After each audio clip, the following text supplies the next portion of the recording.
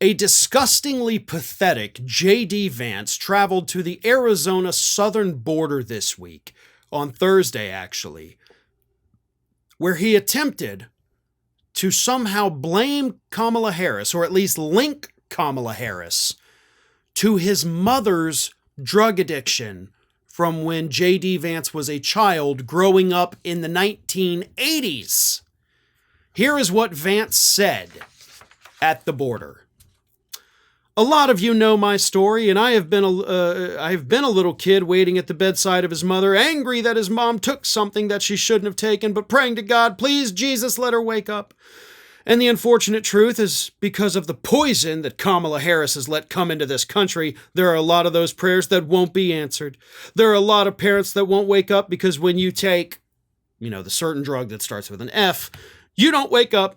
There's a lot of moms and dads out there who will never see their kids walk down the aisle because of what Kamala Harris has unleashed at this border. Kamala Harris has not unleashed anything at the border.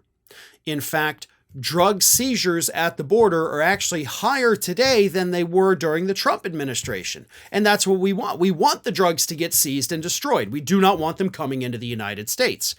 But that particular drug that starts with that letter F, that if I say, YouTube punishes you for it, the majority of that in the country is not coming over the borders. It's not coming from shipping containers. It's actually from right here in the United States.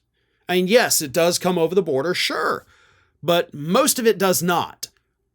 And in no way is any of that the fault of Harris or Biden or anyone in this administration. It is the fault of decades and decades of failed policy here in the United States with these countries that are sending those drugs into our country. But the reason I say Vance is disgustingly pathetic is because he is once again using his mother's struggle with addiction for political gain and trying to tie it to Kamala Harris.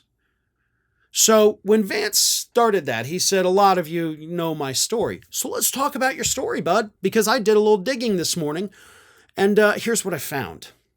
Your mother did struggle with addiction. She was a nurse, and at first her struggle was with prescription drug addiction, according to your book. She later got addicted to heroin, neither of which, by the way, are that one drug that you claimed. So you're misrepresenting what your mother was, of course, doing. But as you also said, this was during the 80s and 90s when Kamala Harris wasn't an elected official there, bud. In fact, Kamala Harris didn't even come to the United States Senate until 2017. And your mother, as of right now, recently announced that she's been clean and sober for 10 years, so since 2014. So by the time Harris had any kind of national authority, national office, your mother had already been sober for 3 years. So none of that is the fault of Kamala Harris at all. So I don't know why you're trying to link her to this, why you're trying to use your mother's own struggles for your own personal gain. I get that it's a fun little folksy story, and so kids are going to wake up and their parents are not going to wake up. It is sad. It is horrible. And anyone who has lost somebody to drug addiction, I have almost multiple people, you understand what it's like. But the people I've lost to drug addiction, I'm not going to sit here and blame it on George W. Bush because he was president when my relatives died. I'm not going to sit here and say it was his fault. I'm not going to sit here and blame Republicans for that. Unfortunately, people do make bad choices. Some of them are able to get clean, some of them are not. But it's not a politician's fault that these things happen. It is a tragic reality in which we live.